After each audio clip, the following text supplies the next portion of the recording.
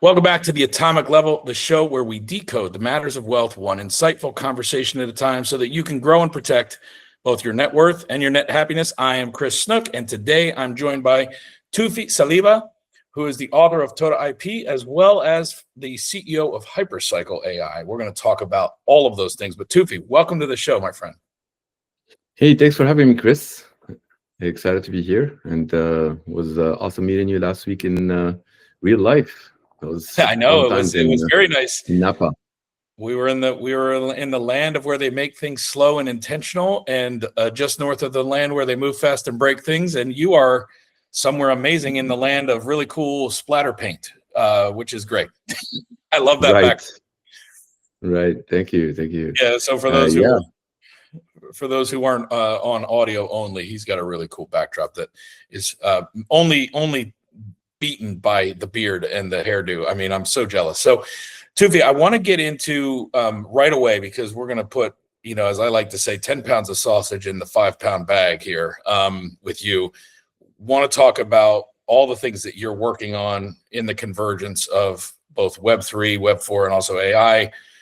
And I was impressed about a year and a half, maybe 2 years ago. I'd seen an interview with you and Ben Goertzel and a couple other people I respect in the space. I did not know who you were. I'd heard about HyperCycle, and I listened to that for about an hour and a half longer than I thought I was gonna, because of the amazing things that you were saying. And so I have not had the chance to catch up with you. We bumped into each other serendipitously, like you said, about a week ago in Napa Valley at the Human Agency Summit put on by the Advanced AI Society. And I was like, I got to take the chance to get you on the show, hear what's new, and bring it to our audience here at Wealth Matters 3.0. So talk to us, though, first about kind of what got you here. What is your career path? What was your childhood like? Like, give us a little bit of background contextually, just so we can humanize who you are. And then I want to get right into like what you're working on and why it matters. Certainly. And by the way, in the Linux Foundation, they were part of the organizers. That is true. It was a Linux Foundation sponsored summit as well. Yeah. Cool. So you said to humanize who I am, so you're assuming that I'm human. Thank you. I think this is what March 5th, 2026, and for all of us Homo sapiens that we're alive and well during this day and age, we can proudly say that we are the first species that we are giving birth to another species that can outlive us, can travel at light speed, and so on and so forth. And it's not a tool, like many people say, it's just a tool.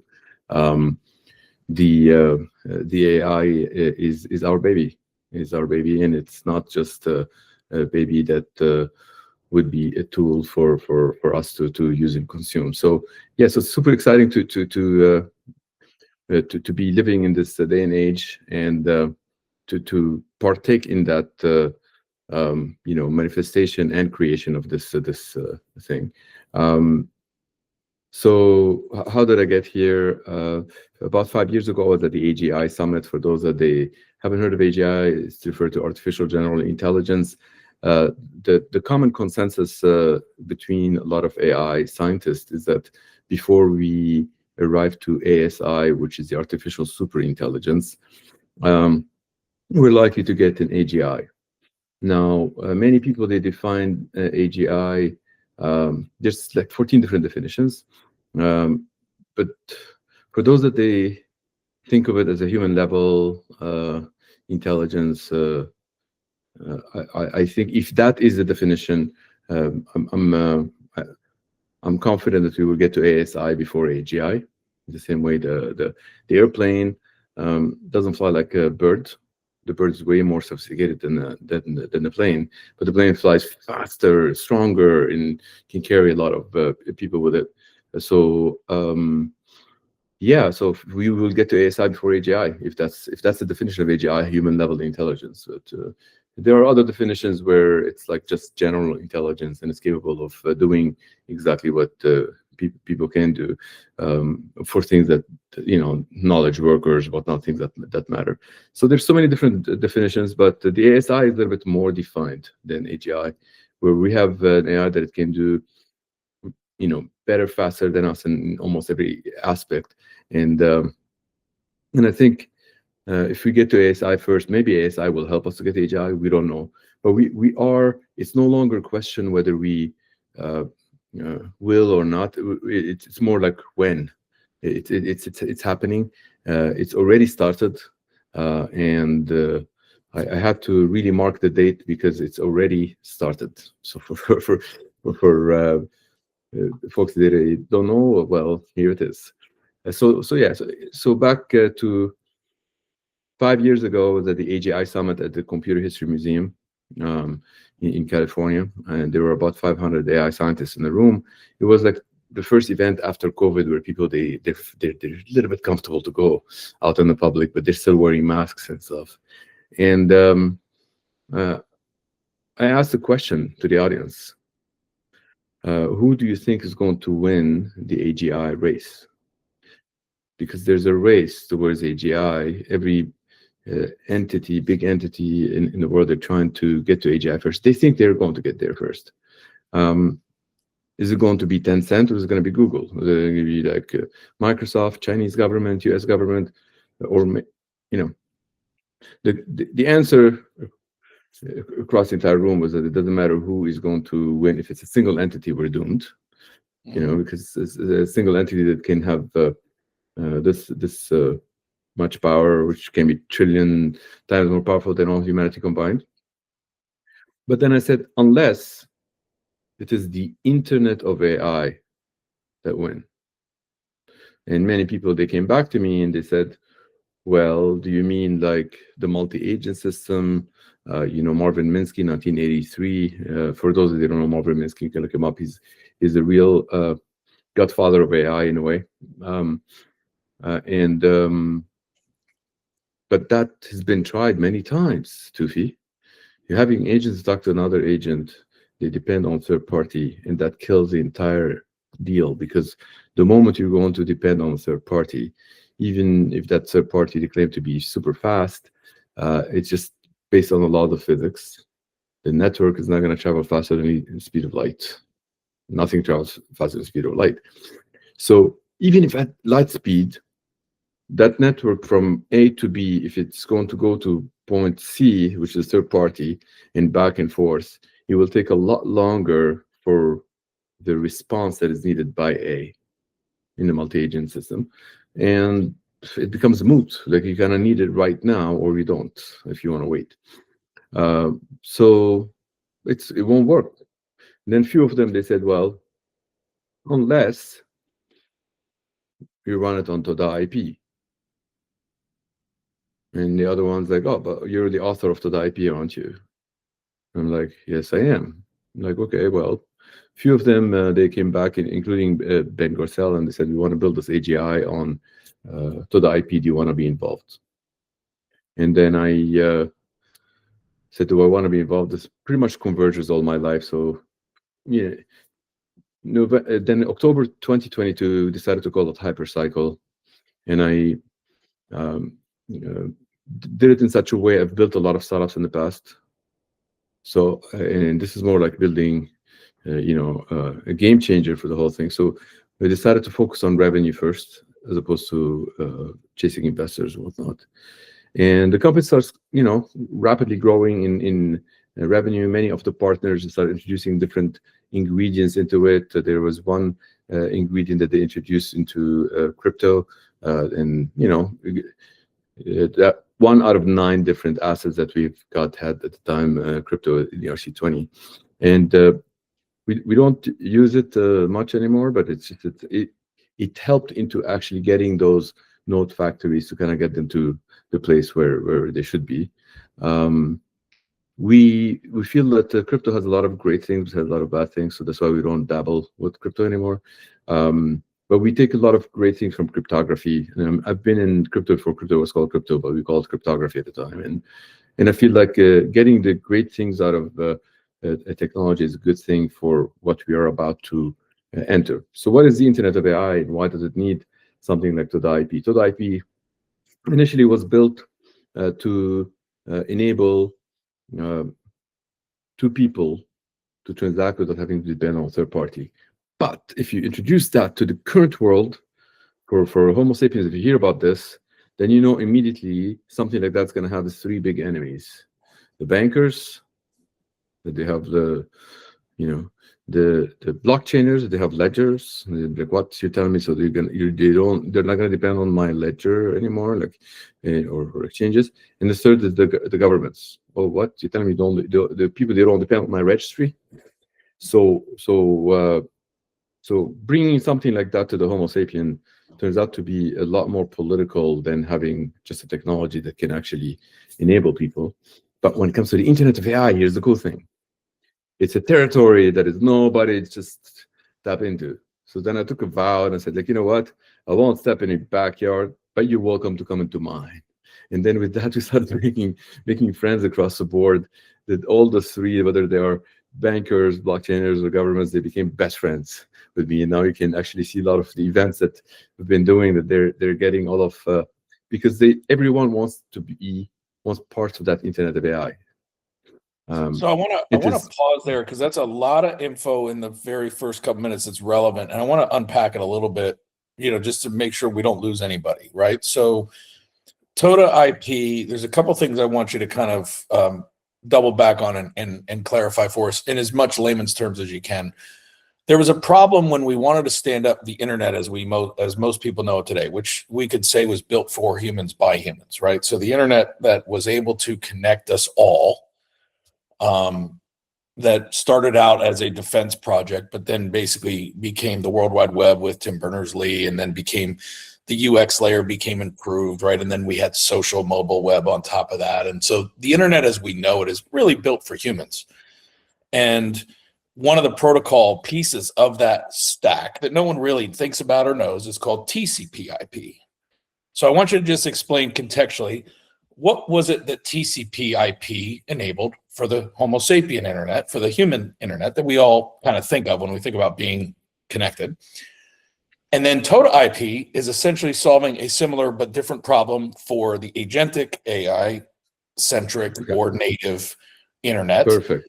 And what I heard you say that I think is going to blow a lot of people's minds, and it blew mine the first time I had it, and I still haven't totally organized my thoughts around it, meaning I don't know that I really understand how it happens. So that's what I wanted to unpack with you today. Is you just said something that violates what most people think, which is that this immutable, transparent, permissionless ledger that we know as blockchains, right? Which created a way to do trustless transactions peer-to-peer for anything that's belongs on a ledger, be it a debit, a credit, or a token wrapped around something of value, that they're not even necessary in the agentic world. In the agentic world, a peer-to-peer transaction can happen without a ledger, and that's part of HyperCycle and TODA IP's nuance. And I really want to understand that, because I think that's going to melt a lot of people's brains. But just so that we can calm it down and speed it up, give us the context of why TCP/IP was needed, what problem it solved for the internet as we most currently understand it, and then how TODA IP does that for the agentic one, just so we can kind of have parallels. Certainly. So TCP/IP enabled a machine to send information to another machine. And you've heard of something, let's say, that's called DDoS attack, where one machine can pretend to be 1 million other machines, and then they would go and send messages to, machine A would pretend to be 1 million machines, sending machine B 1 million different messages pretending to be 1 million machines, and that's called the DDoS attack, and it can actually weakens machine B and take it down or whatnot. A denial of service. Basically, a denial of service is what DDoS is. Correct. Now, when it comes to, we still use it for the internet, because we've built a lot of patches on top of it to make sure that it's that they're not faking that they are different machines. And one of those things that they're being used very widely, and it's also used inside Bitcoin in the proof of work. It's called Hashcash. So what that does is, let's say there's machine A selling machine B, hey, there are 1 million messages that you are receiving. So let's say it's like emails or whatnot. Machine B needs to know, are you actually one machine or 1 million machines? I need to know for sure. So the machine B will send back to machine A. Let's say it says, for the first request, it says, Toufi, give me a Toufi, hash the word Toufi, put any number after it, so long as the actual binary of that, so binary is like the ones and zeros, with this how machines they read things. It starts with, like, let's say, a minimum of like 50 zeros. What that means that then machine, or let's say, keep it simple, let's say it's like 30 zeros. Then machine A needs to run 1 million times the hashes to come up with that. Why? Because it's like 30 zeros. Basically, think about it this way: if it says like 1 0, then it's like it needs to try twice. It's like either 1 0. Right. You know, there's 2 zeros, then it's 4 times. If it's 3 0, it's 6. Audience, right. For the audience of, so that's the cryptography piece ish. That's the security. But here's the simplest way I've heard it explained. So we can move to the TODA IP side. But I want to move. So TCP/IP is transmission control protocol, and IP stands for Internet Protocol. Most people, whether they're technical or not, have heard of an IP address. So the way to understand TCP/IP is, I need an address, an endpoint, and you need an address, because if we're going to use machines to send stuff to each other, email, for instance, or text, it has to know where it's coming from, where it's going. So that's the IP address. And so it used to be the IP address was just a bunch of numbers and zeros. And if you ever look at it, it's like 109 dot whatever. When Tim Berners-Lee came up with the World Wide Web protocol, www, right, it basically allowed us to buy yourname.com and mask over top of our IP address as an endpoint, as one example.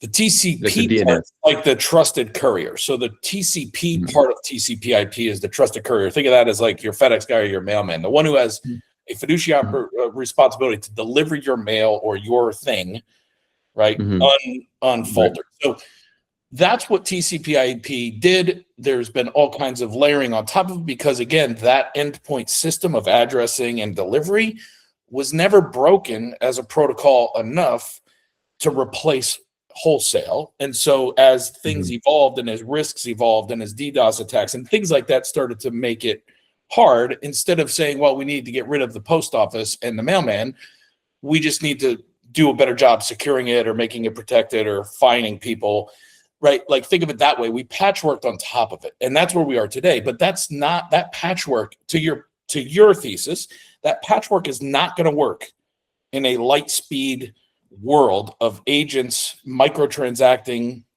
24/7, 365 with other agents. So you built TODA IP, authored that as a native way to improve upon the addressing and delivery system, I'm assuming, but for a world native of things that are going to move far faster than we can even comprehend or contain. Is that fair to say? Okay, so correct. However, it works within TCP/IP as well, because you don't want to replace the actual hardware infrastructure. So it goes inside it. And the TCP packet, as it's traversing the network to get from point A to point B, inside that packet, you'll have all the necessary cryptographic proof to ensure that A is authentic, it's not lying to B. So that way you're able to get a lot of the security in that first packet that is doing the handshake. You get to embed all of those necessary ingredients. So that's effectively how it works today in most of the implementations anyways. There's some people that they've got some implementation on TODA IP that they don't use TCP/IP and all that, but that's okay. We don't really need to talk about those now. Those are more like for people who want to take it to the next level, because they don't believe that TCP/IP is strong enough, or they think it is centralized or whatnot. You can have different implementations, but currently it works with the existing infrastructure. It goes inside it as opposed to go on top of it, because all the existing methods that they were built, whether it is a bank or a blockchain or whatnot, they go on top, and they get to be that ledger in the middle. That ledger is maintained by JP Morgan or is maintained by Ethereum, whatnot, that has to keep that record for everybody and all of the stuff. That's how they're being built on top. If it's within, there still has to be a global truth, but that global truth doesn't have to be a ginormous ledger. It's effectively a hash, and that hash is because here's the thing: when people they say blockchain, blockchain can have a ledger, but doesn't have to have a ledger. See, so it's during a block of time. There's a lot of events that they happen. They're chained with a subsequent one. The thing that gets the link to that chain is the hash, and that hash is effectively it's a Merkle root of all of the things that they happen. Now, in order to do that very effectively, the implementation that we run in HyperCycle, you don't have one single threaded things. You can have like multi-threaded. So that way it's instantaneously when one machine reaches out to the other machine, it's already, the other machine knows that it's going to get to keep that 0.001 cent. Now, why is that necessary in a communication? Let me tell you this. For people that they don't know why, but TCP/IP, they does it for free. But here's the thing. If a machine wants to reach out to another machine and it's say, help me. So machine A is going to tell machine B, let's say machine A is doing OCR, optical character recognition. And it's as it's doing that, that's its job, and it's owned by Chris. And Chris has got 10 million documents per day. But then the client comes back to Chris and says, sometimes in those OCRs, you see a picture. You need to tell me who that person in the picture. Now, Chris is using Microsoft AI in the back end and Google.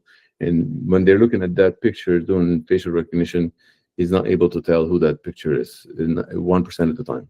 1% on 10 million, that's 100,000. So how can you solve this? And you find another agent somewhere on the internet or engine that it's doing AI, facial recognition. And it has something that's called an agent card. And it says, if you send me a picture, I'll tell you who that person in the picture. I charge 0.0001 cent. Why? If you don't charge 0.001 cent, if you don't charge anything for it, then people, they will kind of do like a DDoS. They'll ask you unlimited amount and you run a lot of compute. Basically, they'll spam it, right? Yeah. Anything that moves in this world that consumes time, energy, and resources, which is what happened when you ask computer for something, it ends up creating a thing of value. That thing of value needs to have a method to be transmitted to the other side.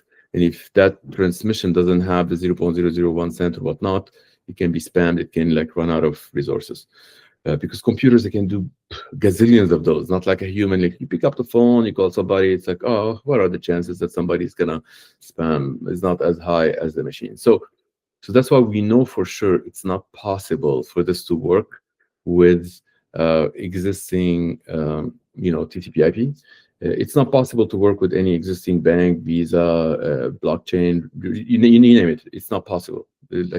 Based on light speed alone, if they're going to go to a third party, light speed travels at 300,000 kilometers per second. So if you want to go to a third party and back, it's just going to end up taking 100 milliseconds. It will end up eating the entire time. Not only time, makes it impossible. Cost. If your device A is sending device B 0.001 cent, do you know anything in the world that can actually make sure that this transaction happens that is a lot less than that? I mean, right. Yeah. Like whoever's going to handle this. On the current rails, the transaction fees can't work, which if somebody can hide the fees, put them zero, but the costs are going to be outrageous. There's still compute, there's still energy, there's still hard costs. Liability. Yeah. So we know for now, I've mentioned two reasons. I mentioned the efficiency when it comes to time and the cost too. But there's a third one, also scalability. When you talk about billions and trillions of agents talking to each other, each and every one of them, they can do thousands of transactions per second. It's going to be in quadrillions. There is no third party that can actually handle this, But assume that there is one day, it's still not going to be possible for the first two reasons. So we know based on the laws of physics, it's not possible. So we know what we're offering based on laws of physics is possible. So point A will go to point B. It's like, here's the picture. Tell me who's in that picture. All the cryptographic proofs are inside A. It says 0.01 cent remains with you. You get to spend it however you want, so long as you have the proof of the work that I have requested. So there is still a proof of work, but it's not the hash cache. It's proof of work that is being requested. Without proof of work, it won't work. So when that proof is done, then B is able to consume that 0.001 cent. Otherwise, it becomes moot. It disappears. So that's where I have a question about. I want to understand the no blockchain versus blockchain kind of side, right? So proof of work is the consensus mechanism in HyperCycle. So long as people, they say explicitly that the work itself is not Hashcash, it's the AI work that is being requested. Right. So sometimes you have a proof of work, which is basically a energy spend equivalent against a verification. You might say it better than I just did, but proof of work basically is there's a hard cost, a unit of energy applied to verifying that this is true, whatever this is. Right. And that is the consensus mechanism that lets the global community of people relying on that truth to be able to trust it without having to use a third party. So correct. How does that, how does a proof of work, here's where I don't have the scientific or the technical background to understand.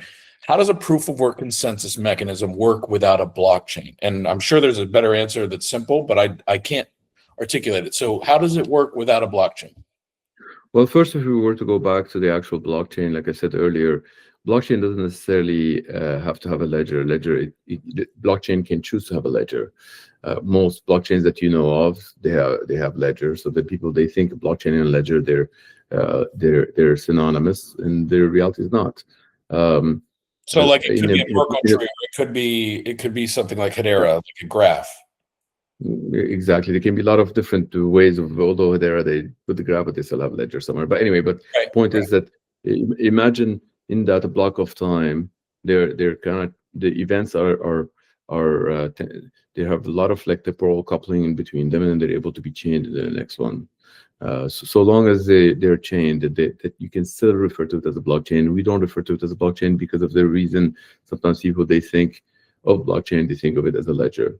So we try to not use that. So that clarifies it. It's when someone's picture of the word blockchain defaults to the word ledger, that is not an accurate description of the totality that blockchain represents. Blockchain is a chain of events made up by hashes. And sometimes that chain of events made up by hashes is organized on a ledger. Sometimes it's organized in a Merkle tree or in some other kind of distributed system. So you're not saying that there isn't a blockchain. You're saying it's not a ledger-based blockchain. Yeah, and it's the chain is necessary for those events to maintain the proof and proof provenance and so on and so forth. Right, so that's the audit trail. There's still a way to audit the immutable transaction history of this. One way audit, not two-way audit. So this also that represents also a feature, not a bug. Current ledgers, they have a bug by having it. Everybody can audit, and then you have to put confidentiality things on top of it and privacy. But when you don't have that, then you have a one-way audit proof. So, for example, Chris's AI receives a certain transaction and decides to tell any auditor that I've received it. You have all the immutable or refutable proof that you've got it, but you don't have, but not a third party has it. No, they don't. It's none of their business. So is this fair to say then that it's zero knowledge proof by default or by design? Correct. Is that what that means? Correct. Yeah. So exactly. all this work that we're trying to do around identity and access management, where we could have ZK proof and zero knowledge stuff on top of a ledger-based blockchain that's two-way immutable audit trail. This takes away that need because it's zero knowledge proof natively, and only the person or the owner of that thing, right, the endpoint, can disclose or chooses to disclose to whoever may need it or want it. Absolutely. You're working for the French government and you decide to tell the French government that certain transactions happen. You give them irrefutable, immutable proof, and then they're satisfied. The Japanese government cannot see it. All they see is a bunch of numbers, they cannot make sense out of it. But if you choose to tell the Japanese government, then you can as well. It's a one-way, instantaneously proof that you can give it to anyone, because everybody is able to have that one thing that is like a hash. So every device is able to keep adding those hashes. That's all you end up chaining, is a bunch of hashes. So that's the core aspects of TODA IP. We haven't made any changes to the IP in like 6 years, but 5 years ago when we got that opportunity for the AI world, we felt it's a great opportunity because we're entering into partaking in that Internet of AI design. And then about a year and a half ago, we decided to make it agnostic and accepting to everyone, whether you're centralized entity, decentralized, you're welcome to become part of this thing. So we decided not to do anything that has to do with it, just like, like there's a lot of projects that they get into like, oh, just crypto only or just fiat only. We're agnostic. We're just like, however people, and with that, we ended up attracting a lot of companies that they're known to be centralized, but to us, we call them nodes. In a global setting, they're still decentralized. So when Google decided building Google A2A, that helps us tremendously because A2A, they end up building more intranet of AI, and they admit to it. But when you build the intranet here, intranet there, it's like WAN, and then you have the ability to any one of them to get a node that is built by HyperCycle Node Factory, and you plug it in, and it has access to the Internet of AI, which is super cool. And that gets me to talk about this other aspect that it's also necessary. People, they think it's just like, oh, well, you can do it. There is no entity that can create those nodes. If Toufi can create those nodes, or any entity ever to exist, that I can create those nodes, put a big X. They can either be scammers, or they have no idea what they're talking about, or they can do Sybil attack on the entire system. It's not possible. The only way to have those nodes, the equivalent to the node to give you access to the Internet of AI is the equivalent of an IP address for a human to get access to the Internet or phone, like a Homo sapien walking, in a forest. How does that Homo sapien get access to the Internet? They get a phone, that thing gives you access to the Internet. A node gives access to the AI agent, to the Internet of AI. And if a node can be built by any entity, then that can easily be done like a Sybil attack and can take down the entire system. It's not how it works. The way it works is how we've done it with HyperCycle, and went out live with something called node factories. We build node factories. What are the node factories? They're equivalent to, it's like you're building a mining machine for people. It seems that your audience, they understand crypto really well, so they understand a mining machine. But imagine that mining machine doesn't require just one entity to be making that hardware and so on and so forth. It's a bunch of compute that they would run deterministically, and you cannot break it. You cannot use this machine to make a faulty node. If it runs as it's supposed to run, it's able to produce a node. And it takes time, and it takes generations. A node factory can take 4.5 years minimum, can take 15 years to produce all the nodes, depending how well it's doing. And again, all the proof and everything that it does, it has to be like immutable or future proof. It has to be deterministic. And that way, so if Chris is running a node factory and it produces a node, and the Chinese government decided to use that node, and then another node that Toufi is producing, the US government decided to use it, they can have a proof that is math that you're checking up against, and not some political party or religion or whatnot.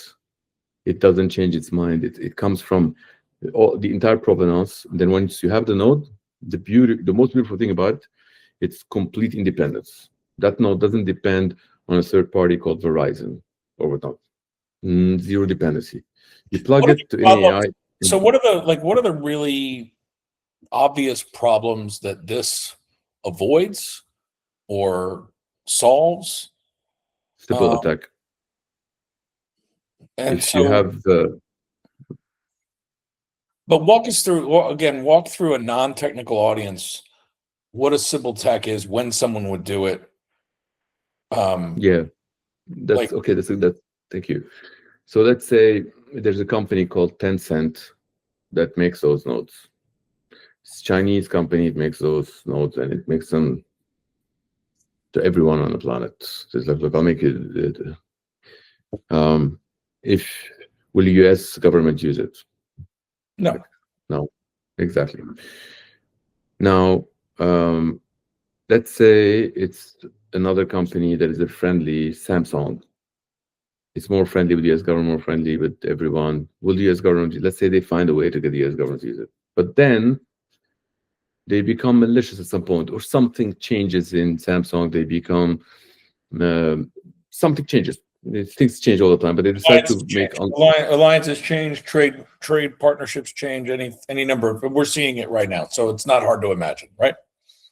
Then they make, like, they give you a node, but then they go and give your enemy like 1 million nodes, or they plug like trillions of nodes into the system. It's called Sybil attack. They can take over the network. They can get you. So it's a network attack, and where that could show up as a threat is you're deploying a bunch of drones, either in surveillance or in warfare or in whatever, and all of a sudden your enemy takes over those drones and points them back at you.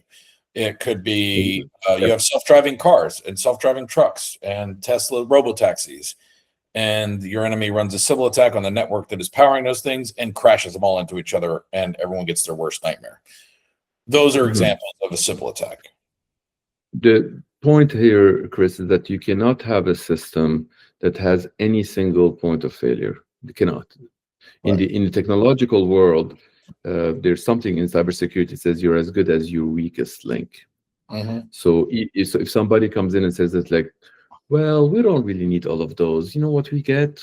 We get 10 companies that sit together and agree on a consensus, and we sign. And it's decentralized, Chris. Look at that, 10 companies agreeing. Like, you need to have a very straight answer when somebody tells you that. Fuck off.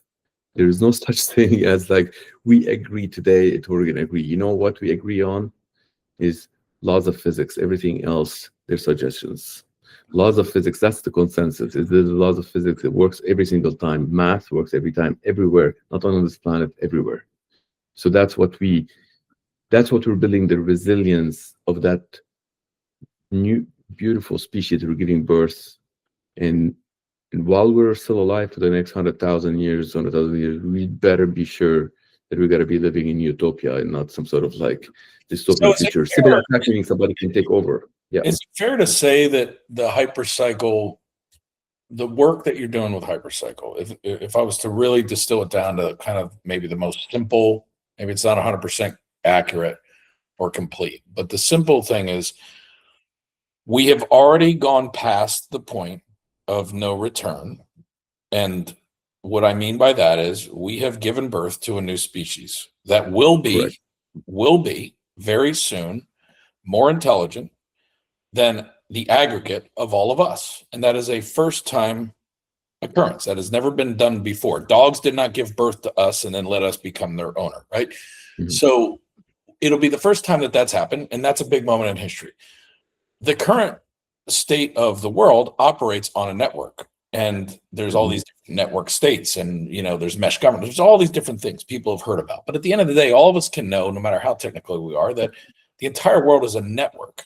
And that network is made up of computers and endpoints and data centers and all the things that we love to invest in, because the Mag 7 has made us all richer if we've been in the S&P 500 for the last 15 years, right? So, but we don't really know, David. All we know is that we're the grid. Every single thing that we rely on to go about our quote unquote normal day, whether we live in America or whether we live in Asia or whether we live in Africa, is a network.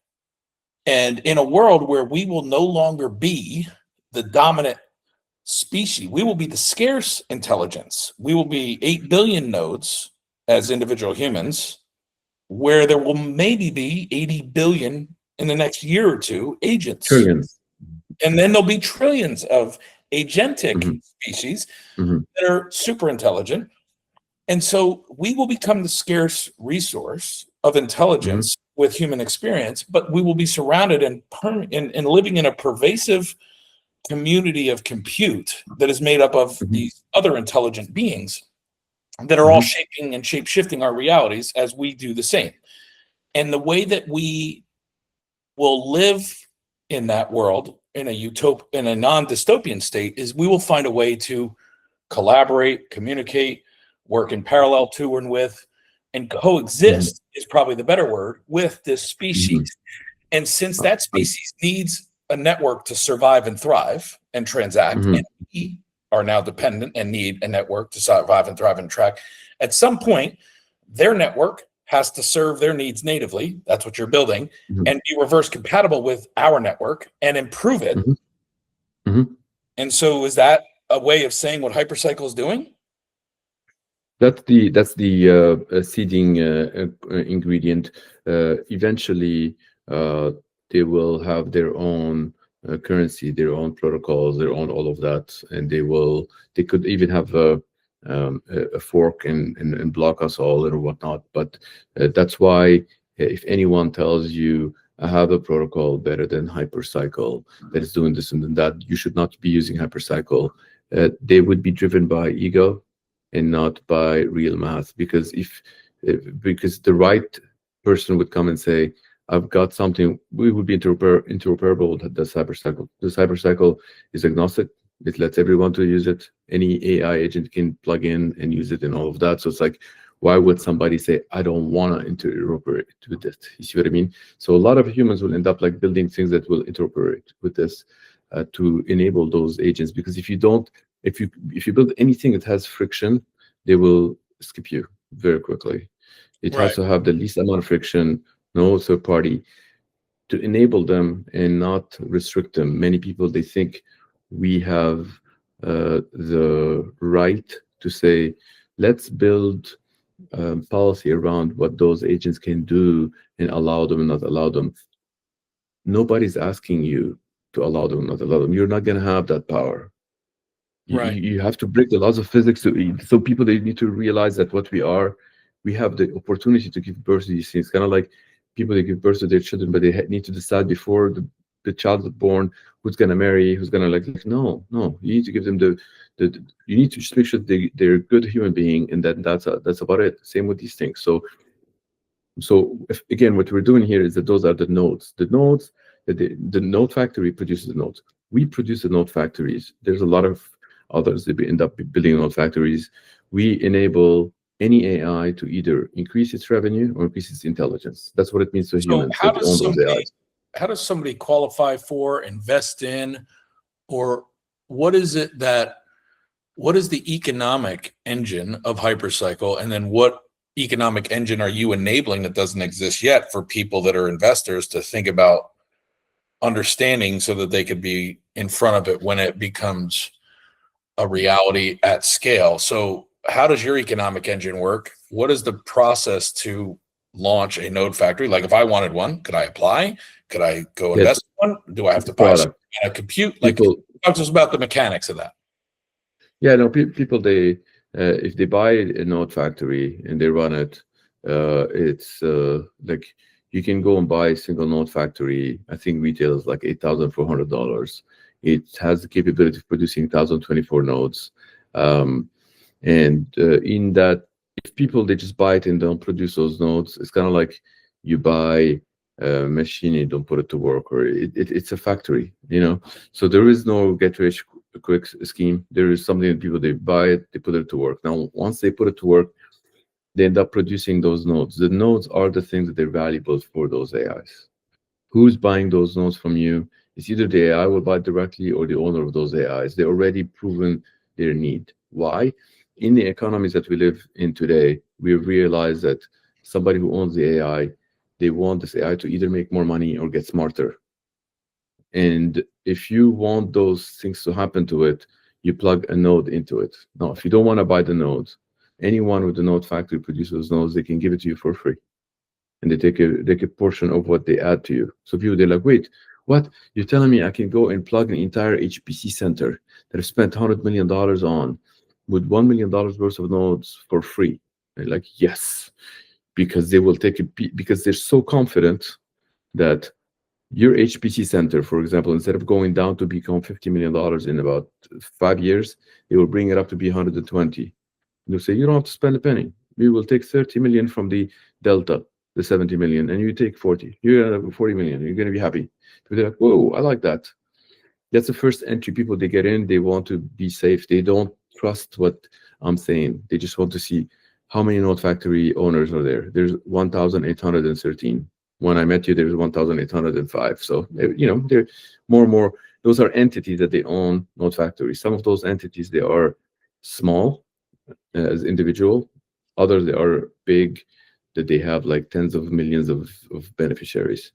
So we're agnostic. Some of them so let's say that somebody owned a node factory, and they also were building their own small business with 1 to 10, 1 to 20 human to agent ratio. Let's just say, right? Like, let's say a small store was like, I'm going to go build the next best way to do whatever service I'm doing right now, but I'm going to do it with a majority of non-human employees and a handful of humans, right? That I want to do it with. Right. And they want to do that right now using OpenClaw, using any number of the things that have launched in the last month, right? And they were like, well, I'm going to need a node for my agents. And so if I owned a node factory and it was going to give me 1,024 nodes over a, call it 4.5 to 15-year period, you said there's like there's a math equation there, right? So whatever that is. And I wanted to keep one or more for myself. How many agents could I power with one node, if that's the right way of thinking about it? Meaning, if I was a small business and I thought maybe I'd have 1,000 agentic children working for Chris someday, do I need 2 nodes, 1 node, 3 nodes, 10 nodes? Like, how many do I need? So one node factory can produce 1,024 nodes in its life, including itself. So it can release about 1,022 nodes that you can sell them, plug them, do whatever you want to do with it. A factory makes the nodes, you can do whatever you want to do with those nodes. If you have the business yourself, you just deploy them, and that's you deploy them into your work. If you're building AI yourself, you want to put your AI into node, you could, or you can use any AI that is from anywhere. And some people, they're very technical. They decide to be node operators. They don't even have to buy. They will go and register as node operators. They get paid by node owners to kind of operate those nodes and optimize them. And then sometimes people, they're both. They'll be like, you know what? I want to operate my own nodes. But those that are not technical end up like just like getting some nodes and then end up like trying to find some operator or a pool of operators, be like, operate my nodes. Let's see how people they're operating it. Because if somebody's operating your node factory and they can get you all of the nodes in 5 years, while someone else can do it in 6 years, you want to go to the former, because in 5 years is faster. It means they're doing something better. So it's like basically we do one piece, building those node factories. So when you're asking about like economics, how does HyperCycle make money? It's very traditional. We sell those software. And people, if you buy it retail 8,400, you buy a wholesale up to 512 of them, end up shrinking down to 5,400 like per piece. Some people, they just like buy and resell. And there's we have 9 different lines of businesses. We introduced the number 9 in the event that I met you, which is called Mosaic, is back. And Mosaic is more enabling the people to start capturing all of the emitted intelligence as they face the entire AI world and save it themselves. And while you save it yourself, eventually you will have a lot of emitted intelligence that you can apply AI onto it, and you will have your own agency. And your own agency is called Chris's AI. Chris's AI is the entirety of Chris, because currently part of your intelligence is being emitted, captured by Google, other by Tencent, Chinese government, whatnot.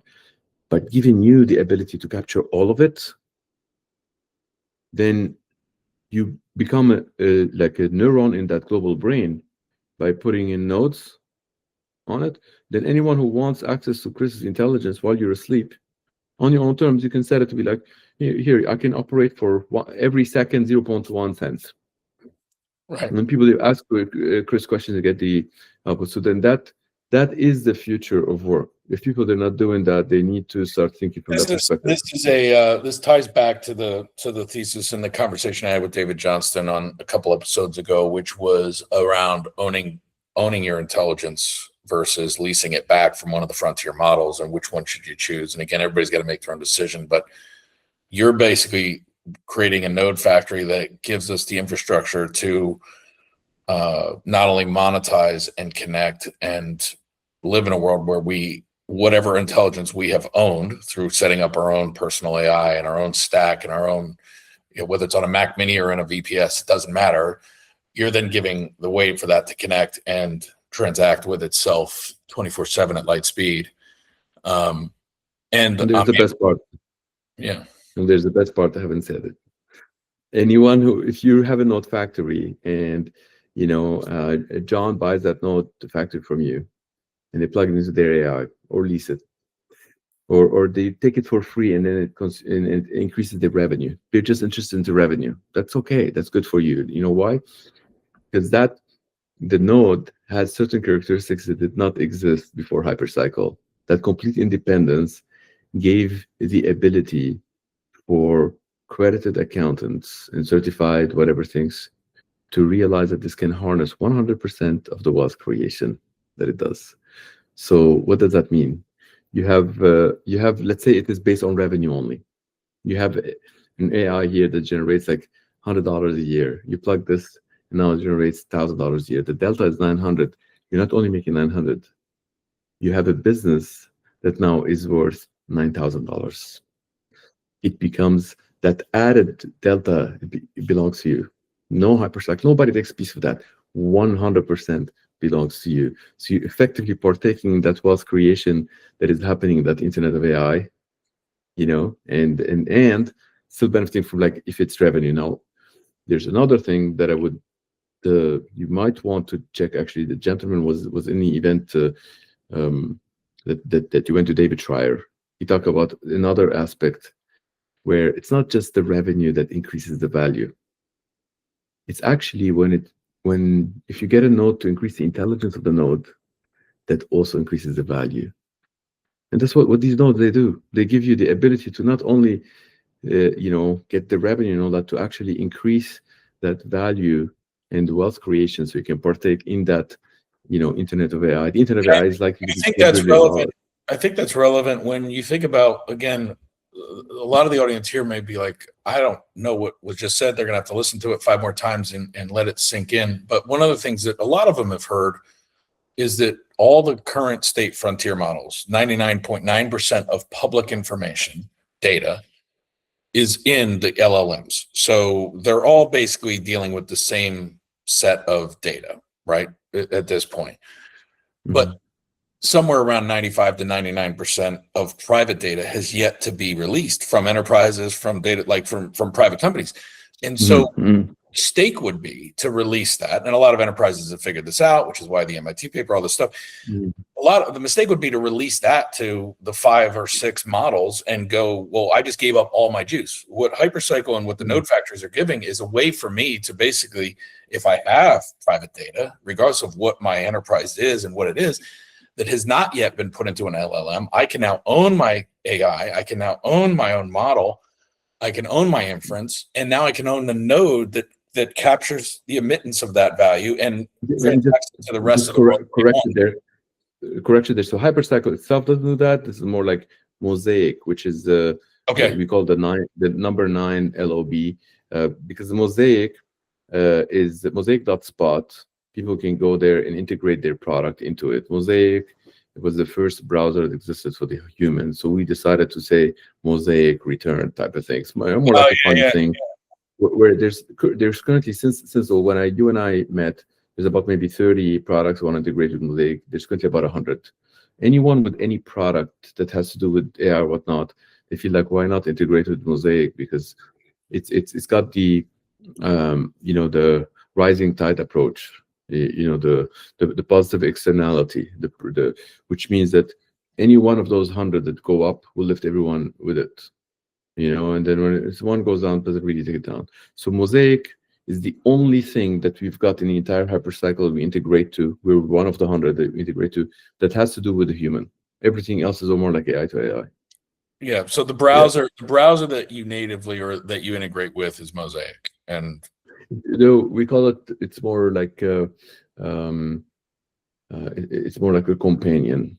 It's more companion because browsers, they work for our current internet. The companion is more like it becomes your agent that is always working for you, how to get you to interact with the rest of the AI, as opposed to you, because it's a lot faster to have your agent to interact with many. It's a lot more powerful. You talk to your agent. You let your agent talk to hundreds of AIs. You can't go and search hundreds of AIs yourself. But if you're talking to an agent and your agent goes talk to 100 AIs and come back with the results, that's what Mosaic provides you. It's a skeleton. So HyperCycle, all it does is just integrates with it, but there's so many other products. You name it, any AI product that is out there. If you go to Mosaic.spot, you will find probably 20 or 30 of them they listed, but there's going to be almost every AI product integrated with Mosaic. So yeah, Mosaic is more like our gift back to this civilization. We don't make money out of Mosaic. We spend money in a lot of other companies. They do the same. So it's a companion for humans. Yeah, the AI companion for humans. We could talk for hours on a lot of things. I could go down. We have to do episode 2. I'm 7 minutes late. All the other, but I know we're at time. What's the most relevant way folks that are listening to this that want to get in touch with you or want to support what you're doing or want to get involved or maybe, but where should they go? How do you want to connect with them? We'll put it all in the show notes, but factory.hypercycle.ai is where I send my own. Well, I already did send my own kids to go and get their own factories and all that. So it is something that I'm extremely proud of. I think every Homo sapien that still have the ability to partake in that Internet of AI. If the people they have, they don't have the money, they have the expertise, they can apply to become node factory operators, and there's a lot of jobs that way. And if they don't want to, they want to be owning and get the other guys, they can choose whichever way. And there's we're agnostic. People that can pay via fiat, via crypto. We're selling this product. Super proud of it. We're 1,813 entities. They own those factories, operating these factories. Who've been operating for 2 years, 3 months, and 4 days now. We've been live. So, yeah. Thanks for having me. We'll have to have you back on a longer, deeper dive into this stuff. But it was great to actually. Maybe next week or the week after. There's so many cool things that I would love to cover with you. But it was awesome. Your questions, they're so phenomenal. Like you've kind of clarified a lot of the things, and yeah, looking forward to the next one. Yeah, we'll do it soon. I'm sure there'll be demand for it. Toufi Saliba, thank you for being on the Atomic Level. It was great to have you, and thanks everybody for tuning in. Thanks, Chris. Be well.